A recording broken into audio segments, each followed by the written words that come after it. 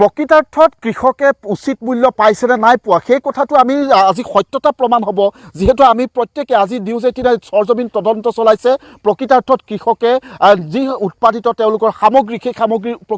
উচিত মূল্য পাইছেনে নাই পোৱা মই যোৰহাটৰ আদৰ্শ কৃষক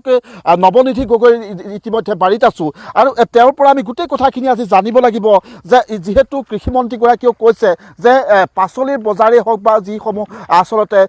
মধ্যভোগীৰ যি আচলতে দপদপনিৰ কথা ওলাইছে বা মধ্যভোগীয়ে যি আচলতে যি ইতিমধ্যে অত্যাধিক মূল্য বৃদ্ধি হৈছে তাৰ লাভাংশ মধ্যভোগীয়ে আচলতে লাভ কৰে বুলি যি অভিযোগ উত্থাপন হৈছে এই কথাখিনি কিমান দূৰ সত্য বা এই মুহূৰ্তত যদি বাৰিষাৰ সময়ছোৱাত কেনেধৰণে কৃষকে তেওঁলোকে যিসমূহ ফচল উৎপাদন কৰে গোটেই কথাখিনি আমি আজি পোনপটীয়াভাৱে দেখুৱাবৰ বাবে যে উপস্থিত হৈছোঁ মই অকণমান নৱনিধি গগৈৰ কাষলৈ পোনপটীয়াভাৱে যাম গোটেই কথাখিনি তেওঁৰ পৰাই জানিব লাগিব যদি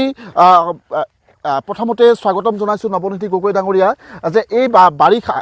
বৰ্তমান কি পাচলি ওলাই আছে বৰ্তমান আমাৰ লতাজাতীয় পাচলিখিনিয়ে ওলাই আছে আৰু বাৰিষা বতৰত আচলতে লতাজাতীয়খিনি আমাৰ উজনি অসমৰ ছাইডে বেছিকৈ কৰা হয় আৰু ইয়াৰ কিছুমান লতাজাতীয় যদিও কিছুমান বস্তু বেছিকৈ পানী হ'লে মানে মৰি যায় সেইকাৰণে বিশেষকৈ তুৰৈ আৰু বজাৰখনো ভাল হয় এইটো সময়ত আৰু তুৰৈ মানে কৃষকসকলে চব খেতি কৰাৰ উপৰিও তুৰৈ খেতিটো প্ৰত্যেকজন কৃষকে কৰে বুলি মোৰ বোধে সেইটো সঁচা কথা আৰু এতিয়া বজাৰখন আপুনি কৈছেই দামৰ কথাটো আচলতে এইটো সময়ত চব বস্তুৱে দাম হয় কৃষিজাত সামগ্ৰী চব বস্তু দাম হয় তাত আমাৰ আপত্তি নাই দাম হয় কিন্তু আমি কৰা ফচলখিনি প্ৰকৃত যিজন গ্ৰাহক হয় গ্ৰাহকজনে আচলতে উচিত দামত কিনিব পাৰিছে নে নোৱাৰিছে আমি ইমান ধুনীয়াকৈ এটা বস্তু নি পানি বজাৰত যেতিয়া বিকোঁ আমি যেতিয়া 25 টকা কেজি দিওঁ আমি যেতিয়া কোৱা শুনো আমাৰ ঘৰৰ মানুহে বাহিৰত থকা মানুহজনে যেতিয়া কয় আমি আজি 100 টকা কেজি বিলাহী খালোঁ 80 টকা কেজি তুৰৈ খালোঁ আমাৰ কিন্তু মনটোৱে তেতিয়া কয় আৰে মাজৰ 30-40 টকা পইচা আচলতে কোনে পাইছে মই মধ্যভোগী আপুনি প্ৰশ্নটো অৱতাৰণা কৰিছে অলপ আগতে মধ্যভোগী বুলি মই তেওঁলোকক দুখ নিদিওঁ মধ্যভোগী নহয় তেওঁলোকেও 5 টকা 6 টকা 1 কিলোত খওক তেওঁলোকেও পৰিয়াল পোহপাল দিয়ক তেওঁলোকেও আমাৰ ভাই ককাই কিন্তু ইয়াৰ অৰ্থটো এইটো নহয় যে তেওঁলোকে আমাৰ পৰা 25 টকাত কিনি কোনো কণ্ট্ৰল নোহোৱাকৈ তেওঁলোকে 100 টকাত বিকিব 80 টকাত বিকিব আৰু ইয়াৰ কাৰণে মানুহক যেতিয়া পইচা পাতি লাগে কিন্তু বিভাগবিলাক আছে আচলতে ডাঙৰ কথা হৈছে বিভাগবিলাকে এই বস্তুবিলাক কণ্ট্ৰল কৰিব পাৰিব লাগে যে এই বস্তুটোৰ দাম ইমানেই হ'ব লাগে আৰু তেতিয়াহ'লে কৃষকজনেও উচিত দামটো পাব আৰু বেপাৰীজনেও তেওঁৰ মানে অভাৰ দামত বস্তুখিনি বজাৰত বিকিব নোৱাৰিব আৰু তেতিয়া মানে এটা বেলেঞ্চত থাকি যাব এটা বেলেঞ্চ নোহোৱা হৈছে আমি ভাবোঁ আমাৰ ইয়াৰ আটাইতকৈ ডাঙৰ কথা হৈছে যিটো বিভাগ আছে যোগান বিভাগ তেওঁলোকৰ দায়িত্বত যিসকল কৰ্মচাৰী বিষয়া কৰ্মচাৰী তেওঁলোকে এনেকুৱা জেগাবিলাকত আহক বজাৰবিলাকত আহক কিন্তু এনেই ওপৰতে এইখিনি কথা কৈ দিলে প্ৰকৃত বস্তুটো আচলতে তল পৰি যায় বুলি মই ভাবোঁ হয় মানে এতিয়া নিয়ন্ত্ৰণ নাই বজাৰত নিয়ন্ত্ৰণ নাই এইটোৱে নিশ্চিত কথাটো কাৰণ মই যেতিয়া 25 টকাত আপোনাৰ 2500 টকা কুইণ্টেল তুৰৈ বিকিছোঁ আপোনালোকে যেতিয়া 6000 টকা মানে 6000 টকা তুৰৈ কিনি খাইছে কুইণ্টেলৰ ঘৰত কৈছোঁ মই তেতিয়াহ'লে আপোনাৰ ক'ত নিয়ন্ত্ৰণ থাকিলে বেপাৰীজনে 10 টকা পইচা লাভ লওক আমি তাত তেওঁলোকৰ আমাৰ মানুহে তেওঁলোকৰ পৰিয়াল চলিবলৈ তাত আমাৰ অকণো আপত্তি নাই আমি তেওঁলোকৰ মধ্যভোগী বুলি হাঁহো বা যিয়ে নকওঁ কিন্তু তাত আমাৰ আপত্তি নাই তেওঁলোকে আহক তেওঁলোকে বজাৰখন লৈ থওক তেওঁলোকে কামখিনি কৰি থওক কিন্তু সমস্যাটো হৈছে 25 টকীয়া বস্তুটো যেতিয়া 60 টকাত বিকে এই মাজৰ যেতিয়া 25-30 টকা 35 টকা পইচা এই পইচাটো আচলতে কম হ'ব লাগে নহ'লে মানে আৰু লাগে যেতিয়া তেওঁলোকেতো দাম ল'বই তাত আপত্তি তেওঁলোকৰ কৈ থাকি লাভ নাই কিন্তু বিভাগবিলাকে ইয়াক আচলতে একদম মানে গুৰুত্ব দিব লাগে তেতিয়া আচলতে বজাৰখন নিয়ন্ত্ৰণ হ'ব বুলি মোৰ মনে কয় এতিয়া বিভাগ একেবাৰে শূন্য বিভাগটো শূন্য মানে কি আৰু আমি গমেই নাপাওঁ নহ'লেনো এইবিলাক হৈ থাকেনে মানে এই 100 টকা এই 50 টকা কোনো মানে কথা নাই আলুগুটি কাহানি বা 35 টকা হৈ যাব কাহানি বা 30 টকা আকৌ তাতকৈও ডাঙৰ কথা হৈছে একেটা বস্তুতে একেখন জিলাতে মানে বিভিন্ন ৰেট আলুগুটি ধৰি লওক তিতাবৰত পালে আপোনাৰ 35 টকা ইয়াত হ'লে 30 টকা এই বস্তুটো যেতিয়া হ'লে মানুহখিনি এনেই আমি জ্বলি আছোঁ আমাৰ মানে এনেই ক্ষোভত আমি কিবা কিবি হৈ আছোঁ বানপানী আমাৰ গোটেই কৃষক সমাজত অৱস্থা নাইকিয়া কৰি দিছে তাৰপিছত আমাৰ যেতিয়া উৎপাদিত বস্তুবিলাক যেতিয়া আমি উচিত বজাৰখন নেপাওঁ গতিকে আমাৰ মনবিলাক এনেকুৱা লাগে খেতি কি কৰিবা খেতিৰ প্ৰতি মানুহৰ অনীহা আহি আছে আৰু যদি এইবিলাকে যদি আমাক মানে কৈ আৰু এটা মই কথা কওঁ মানে আমিতো কৃষকে ঢেৰ কথা কৈ থাকিবলৈ সুবিধাও নাপাওঁ কাৰণ মই আমাৰ যোৰহাট জিলাখনৰ বা আমাৰ ওচৰৰ যিকেইখন জিলা আছে এইখনৰ কৃষকসকলৰ লগত যুৱ কৃষকসকলৰ লগত মই একদম ওতঃপ্ৰোতভাৱে জড়িত মানে বহুত কৃষকৰ লগত যোগাযোগ থাকে তেওঁলোকে আজিকালি মোক এটা কথা কয় নপদা আপোনাকতো অফিচে চিনিও পায় আপুনি কিবা এটা বস্তু বিচাৰিলে হয়তো আপোনাক দি দিবলৈ অকণমানো বেয়া নাপায় মানে চেডনেট এটা হওক ভাৰ্মি বেড এটা হওক কিন্তু আমাৰ নিচিনা কৃষকসকল আজি অফিচলৈ গ'লে মানে কিবা এটা ঢেৰ বস্তু অফিচত আহি থাকে কিবা এটা সৰু বস্তু যদি আমি ল'বলগীয়া হয় বিধায়কৰ চহীটো লাগে। মই কিন্তু এটা কথা আপোনালোকৰ মানে এই মিডিয়াৰ যোগেদি মানে ৰাজহুৱা কৈ দিব বিচাৰিছোঁ কি, যিসকলে বিধায়কৰ যিটো চহী নোহোৱাকৈ বিভাগৰ যিসকল কৰ্মচাৰী বিষয়া কৰ্মচাৰী আছে, কাৰণ এটা লেভেলত তেওঁলোকৰ গ্ৰাম সেৱক আগতে কয় যি গাঁৱত যিসকলে কাম কৰে ADO সকল আছে DO সকল আছে, তেওঁলোকে যদি এই বস্তুটো যে এইজন উপযুক্ত কৃষক হয় তেওঁলোকেতো ফিল্ডত থাকেই, তাত আকৌ বিধায়কজনৰ চহীটো কি কৰিব লাগে? ফৰ্মখনত কোনো অপশ্যনেই নাই, কিন্তু বিধায়কৰ চহী কৰি দিলেহে অফিচত বস্তুটো দিব পাৰে, কিন্তু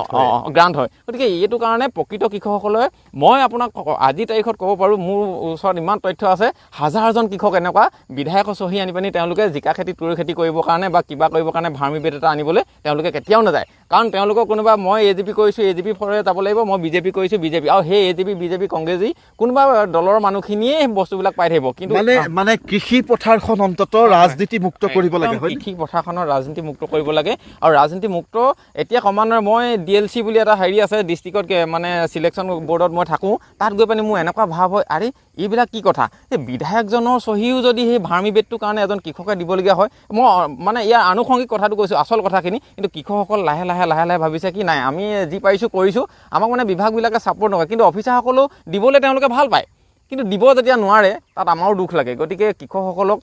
এইবিলাক মুখ্যমন্ত্ৰীৰ ওচৰত পগে এইবিলাক কথা, কাৰণ এইবিলাক কথা মুখ্যমন্ত্ৰীয়ে নাজানেই। মুখ্যমন্ত্ৰীয়ে কিছুমান কাম বহুত ভাল কৰি আছে, কিন্তু এই কথাবিলাক সৰু কথাবিলাকে সমাজখন ধৰি ৰাখিছে ন আমাৰ নিচিনা কৃষকসকলে। গতিকে এই কথাবিলাক আচলতে জেগা পগে, মই তেনেকৈ ভাবোঁ। আৰু মোক এই হাজাৰ কৃষকে মোক কৈ থাকে, নবলে আজিকালি আৰু দেখোন আমি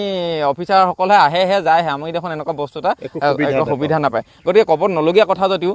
গোটেই বস্তুটো মানে মই ৰাজহুৱা কৰি দিব বিচাৰিছোঁ। ইয়াত মোৰ মানে সেইখিনি আচলতে খুব এজন কৃষক হিচাপে। নৱনীতি গগৈ, আপুনি আজি তাৰিখত কিমান পৰিয়াল সংস্থাপিত কৰি ৰাখিছে? আচলতে পৰিয়াল বুলি নহয়, এনেকুৱা হয় কি মই খেতি কৰিছোঁ, খেতি বাৰীত থাকে 8-10জন মানুহ তেওঁলোকে চলি আছে। ধান খেতিৰ লগত ৰোৱনী তোলনিৰ পৰা আৰম্ভ কৰি মই যিখিনি বজাৰৰ বস্তু উৎপাদিত বস্তু মই এতিয়া কালি গৈ পিনি বেপাৰী দি থৈ আহিছোঁ, তেওঁ সেই বেপাৰী দুজনৰ পৰিয়াল দুটা। তেনেকৈ আচলতে এই বস্তুটো এনেকুৱা এটা, কিন্তু এজন চাকৰিয়ালে যেনেকৈ অফিচত গৈ পিনি তেওঁলোকে দৰমহাকেইটা পাই পিনি মাহেকত তেওঁলোকে নিজেহে সংস্থাপিত হৈ থাকে, কিন্তু আমি তেনেকৈ আমাৰ লগত বহুত মানে জড়িত হৈ আছে। গতিকে একেষাৰে ক'ব নোৱাৰি যে দুজন বা এজন, কিন্তু আমি বহুত সংখ্যক মানুহে সমাজখনত আমি মানে যিখিনি খাটি কৰি খোৱা মানুহ তেওঁলোকৰ লগত কিন্তু জড়িত হৈ আছে বুলি মই ভাবোঁ। আপোনাৰ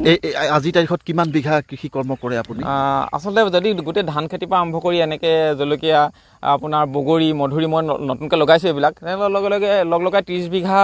ওচৰা-ওচৰি নহয়, আচলতে ধান খেতি বাঢ়িয়ে যাব। কিন্তু এই তুৰৈ চাংখন আছে, এনেকৈ বগৰী আছে, মধুৰি আছে, আপোনাৰ নেমু আছিলে, নেমুখিনি অকণমান আঁতৰাই পিনি আকৌ মধুৰি লগাইছোঁ, জলকীয়া আছে, আকৌ পিগাৰী ফাৰ্ম এখন আছে, এনেকৈ টোটেলি লগ লগাই 30 বিঘা এটা বাউণ্ডেৰী মই খেতি কৰি আছোঁ। হয়। মোৰ সতীৰ্থ অকণমান দেখুৱাব, যিখন তুৰৈবাৰীত আমি উপস্থিত আছোঁ, প্ৰায় 4 বিঘাৰ এইখন তুৰৈবাৰী। আৰু ইতিমধ্যে নৱনীতি গগৈয়ে এই বাৰিষাৰো কিন্তু পাচলি প্ৰয়োজন অনুসৰিয়ে যোগান ধৰি আহিছে। কিন্তু অতি দুৰ্ভাগ্যজনক কথা যে এই যি আচলতে প্ৰকৃত কৃষকসকলে যে প্ৰকৃত মূল্য নাপায় উৎপাদিত সামগ্ৰী, সেই কথাটো মুকলিভাৱে আজি নৱনীতি গগৈয়ে এই কথাটো উল্লেখ কৰিছে যে 25 টকীয়া তেওঁলোকে যিটো বস্তু 25 টকাত বিক্ৰী কৰে, সেই 25 টকা প্ৰতি কেজিত 25 টকীয়া বস্তু সামগ্ৰীবিধ কিন্তু তেওঁলোকৰ চকুৰ মুখতে 60 টকাৰ পৰা 70 টকা পৰ্যন্ত এগৰাকী ব্যৱসায়ীয়ে বা মধ্যভোগীয়ে তেওঁ বিক্ৰী কৰিলে তেওঁলোকৰো দুখ লাগে। আৰু এই ক্ষেত্ৰত নিয়ন্ত্ৰণ থাকিব লাগে বুলি কৈছে, যিহেতু চৰকাৰৰ নিয়ন্ত্ৰণ নহ'লে এইবিলাক এনেধৰণে চলি থাকিব। আৰু তেতিয়াই আচলতে সামগ্ৰীৰ যি আচলতে অত্যাধিক মূল্যবৃদ্ধি হোৱাৰ যিটো প্ৰৱণতা বা যিখিনি দেখি থকা হৈছে, এইখিনি ঘটিয়েই থাকিব বুলি তেওঁ ক্ষোভ প্ৰকাশ কৰিছে।